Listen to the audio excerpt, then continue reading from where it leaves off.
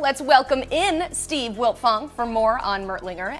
He actually visited Knoxville this weekend, and it sounds like he enjoyed his trip. What are you hearing? Yeah, I think it was a pivotal visit in his recruitment right now. I think Tennessee grabbed a hold of the momentum with what was a fantastic visit where he got a lot of quality time with the coaches, got to hang out at Coach Heupel's house, and then he got to watch him practice. I think he sees an offense where he can be electric in. I think he sees a coaching staff that develops quarterbacks as well as any in college football. And I think playing in the SEC is something that's very exciting to him as well, being from the part of the country that he is in. But there are some other contenders in this recruitment here down the stretch. He also visited Georgia last week. He talked about how they just flat out win. His mom went to Georgia. Coach Smart and Coach Bobo really impressed him and reminded him why Georgia is so successful. Michigan State's been recruiting him for as long as any program. They were actually his first offer. And Coach Johnson and Coach Mel Tucker are two guys that he has a lot of respect for and could see himself playing for those guys. And then there's been some times here late in the process where I think North Carolina's had some momentum as well. He visited in January, returned this spring. Really likes Coach Lindsey, the new offensive coordinator over there. He also mentioned how the North Carolina hired Clyde Christensen, who's got experience coaching Tom Brady and Peyton Manning in the NFL, and talked about how prestigious North Carolina is. But I think that this return visit to Tennessee this past weekend really moved the needle going into his announcement on Thursday.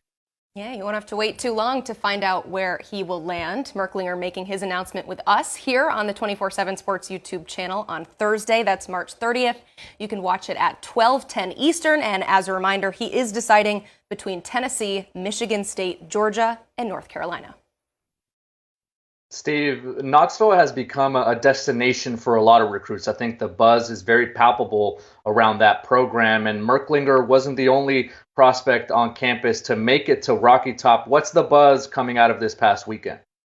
Well, look, this is a program that for the first time since the turn of the century is selling actual results on the field and not promise and potential, right? It was their first 11-win season since 2001. They were ranked number one at one point in the season. And so there's a lot of excitement around Tennessee for Coach Heupel and his staff as they continue along there. In Knoxville, they had a top 10 class last year. They're sitting at number 9 this year and had some top targets on campus. That begins with top 247 cornerback Aaron Scott from Springfield, Ohio, who's also high on Ohio State, Michigan, several others. Said his Tennessee visit was great and that the Vols are right there next to the Midwest powerhouses for his signature. He talked about the vibe there, talked about their upward trajectory of competing in the SEC, and he thinks he's the type of player that can help carry it forward for Tim Banks and company there.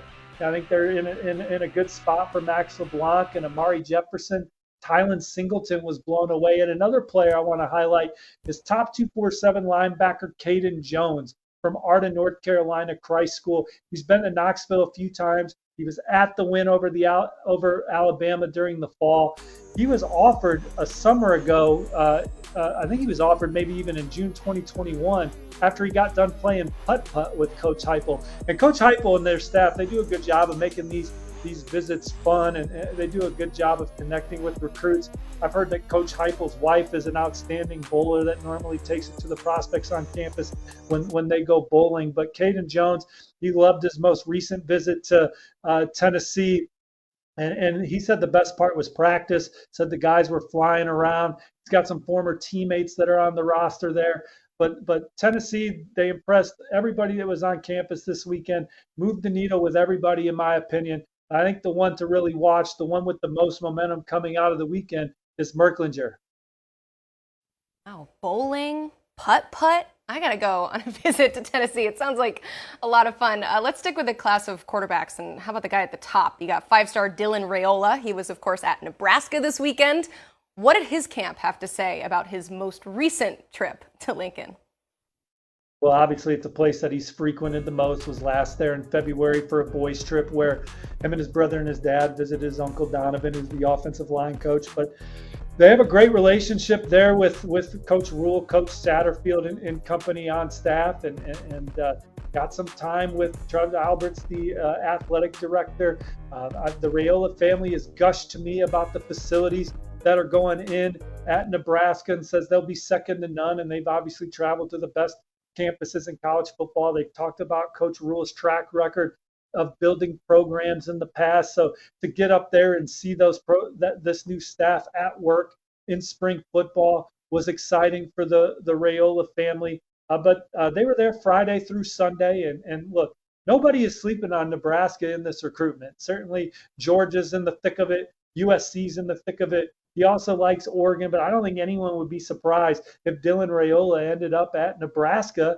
And talking to some people that spent time with the Raiolas on campus, they said that the smile was ear to ears all weekend. And then his dad, Dominic, confirmed that, saying Lincoln was great.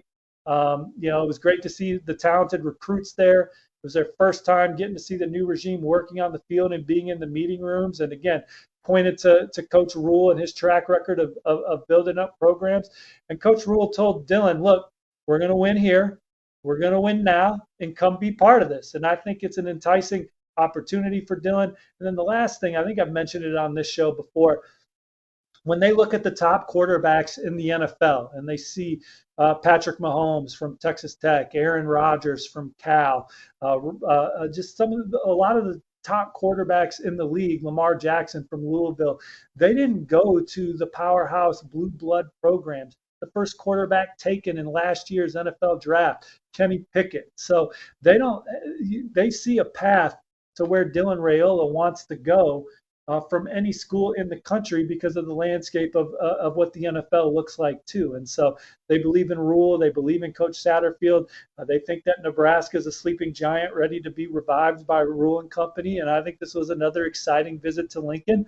And we'll see what happens moving forward. We expect him to be back at USC at times because he trains in the Los Angeles area. We know he has an official visit scheduled to Georgia for the first weekend in June. Now, Dylan told me that his spring visit dates are up in the air now because of his own schedule. So Nebraska's spring game and Oregon's spring game, not sure that those are going to happen. But again, he's also talked about taking officials to all his favorites, camping at all his favorites so he can work with those quarterback coaches. So a lot of runway perhaps still in this recruitment, but Nebraska, another great experience in Lincoln, a place that family loves. A fascinating recruitment without a doubt. And staying with Nebraska, Steve, Williams Nwaneri was also on campus. He also made it out to Ohio State this past weekend. What were some of the highlights during Nwaneri's stays both in Lincoln and in Columbus? Well, he talked about the vision Coach Rule has for the program at Nebraska and really thinks that program's on the uptick like so many others. And he also indicated that the facilities are going to be off the charts. Had a great visit to Ohio State. That was a program that's been on his list to go visit for a while. And getting a chance to talk to Larry Johnson, who he called the legend, and pointed to his track record of developing defensive linemen. In this conversation with Ryan Day and how direct he was about coming to play for a great coaching staff, for a program that holds you accountable, those are things that stood out to him. Now, we know he loves Georgia. We know he's going to get back to Georgia after a spring visit. He's going to take an official visit there. We know he's super high on Oklahoma. He's been there as much as any other campus, including a great visit here in March. He's been to Oregon a couple times, and Dan Lanning's from that area, so we know the Ducks are in the middle of it. He wants to get back to Tennessee after a great spring visit to see the Vols. He's got Colorado's spring game on his list here for April. Texas A&M's in the mix. Missouri, of course. So there's a lot of contenders in this one, and Ohio State and Nebraska too that are still in the middle of it after good visits this weekend. Elsewhere in this defensive line class, one of the top players at the position visiting Notre Dame this weekend, that's Justin Scott, and he apparently had a nice trip as there are now 2 crystal balls in favor of the Irish to land him. Steve, coming out of this visit, how does he feel about Notre Dame and their place in his recruitment? Well, this was one where we thought Notre Dame was closing in on a commitment for him a couple months ago, and he's kind of slowed the process down. He's from 90 minutes or less away from South Bend. Parents love what Notre Dame offers off the field. Marcus Freeman, Al Washington, and company have done a fantastic job recruiting him. He's been to campus numerous times. He said this past weekend's visit was his best one yet. He also talked with Tom Loy from Irish Illustrated, who has a good write-up there. But talking to him, he loved his experience. He wants to come back again in the near future and spend some time with some of Notre Dame's commits. He mentioned Cam Williams and C.J. Carr when talking to Loy. Notre Dame is the number 4 recruiting class in the country right now. There's not a more higher priority target out there for them right now than Justin Scott. They're battling Ohio State. They're battling Georgia. He had a good trip to USC during the season as well. But Notre Dame proximity, what they've been able to do on the field recently, relationships with Freeman and now Washington. He said he could feel the love from those guys, wants to get back. So we know Notre Dame is in the middle of this one still. Moving to 2025, the top player in the class, David Sanders, was also on the road this past weekend, making it to Georgia. What's the buzz, Steve, with the Bulldogs' pursuit of the 5-star in that 2025 class? Well, they've set the bar, they've set the tone, however you want to say it. His experiences at Georgia right now have put the Bulldogs in prime position to ultimately land the number 1 player in the country in 2025. He said this visit was amazing. He also was on campus in the fall to watch them beat Tennessee. He said the coaches and players were extremely welcoming. He got to spend a lot of the day with the team. His parents were there. They met with Coach Smart right away. Coach Smart helicoptered in to Charlotte days after winning his 2nd national championship to show David Sanders how important of a recruit he was. And they just love Kirby Smart and the impression that he's making on them. Georgia's academics are standing out to David Sanders. They like Coach Searles, who also spent a lot of time with the family. And watch him practice. They really enjoyed that and the environment and how fast-paced that was. So, again, he doubled down, said it was an amazing experience, said Georgia's a school that's on a different level, the level of competition in practice. So they're an option for him because they developed great offensive linemen, and that's key for his position as well. And again, I asked him what stood out the most, and he said the intensity of practice. So Georgia winning 2 national championships didn't come without a lot of hard work, and that starts in the spring right now as they try and win championship number 3 in a row. And David Sanders and some other elite recruits had a front row seat to watch how hard that they go on the practice field. Sanders wouldn't be involved until, they're going for number 4 and 5 in a row, so it'll be a while since he's on campus, but exciting to see the after effects of that visit. Steve, you were in Austin this weekend at the OT7 divisional, and it sounds like Oregon 4-star wideout Jordan Anderson made quite the impression. You named him the alpha dog at the event. What caught your eye with his performance? Well, I just thought out there he was a touchdown waiting to happen, and it's kind of similar to what he's like on Friday nights out there not too far from where Blair lives, where 47 receptions, 984 yards, 14 touchdowns. It's over 20 yards per catch as the junior. Receiver's been a point of emphasis for Oregon since landing and the new staff got there, and you see them address it in 2022 and 2023 on the trail and in the portal, and then to go out and land Jordan Anderson here in 2024 is big, as they're looking for guys that can be big play, chunk yardage, light up the scoreboard right away. And Jordan Anderson's a smooth, a sure-handed, big play receiver that plays with a ton of confidence. I thought he was terrific out there in that setting. Outside of Jordan Anderson, the event was also filled with a number of elite prospects. Who else impressed in Austin, Steve? Yeah, well, there's this kid named Corey Duff Jr. from Melville, New York, St. Anthony's.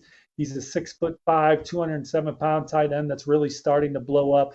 Arizona State, the latest to offer him. Syracuse and Dino Babers kind of in on him early, doing the best job recruiting him. But this is a guy that brings a lot of exciting playmaking ability to the tight end position. He's really shined at a few 7-on-7s this year. Our colleague Andrew Ivins has loved him when he saw him, and he lived up to the hype this weekend. He's a guy that I think the stock is way up for him. Arizona State, man, they're getting a stud in Zechariah Sample, recent commit from Katy Jordan High School there in the Lone Star State. The way he catches the football and explodes after the catch was second to none. Boo Carter was fantastic out there as well. And then my favorite defender out there this weekend was Jaden Hardy, a top 247 defensive back from Louisville High in the Lone Star State. He lined up all over the secondary, is a turf feeder, very rangy, instinctual player who's quick, explosive, got his hands on a lot of footballs out there. Oklahoma is now trending on the 24/7 Sports crystal ball for Jaden Hardy. Tennessee's in the mix. His dad played for the Vols. Texas A&M's another school he likes. He also mentioned Texas and Oregon but Oklahoma in fantastic position for Jaden Hardy right now. Awesome. Steve, thank you so much. Be sure to check out new episodes of the Wiltfong Whip Around. New videos drop every Monday and Friday on the 24/7 Sports YouTube channel.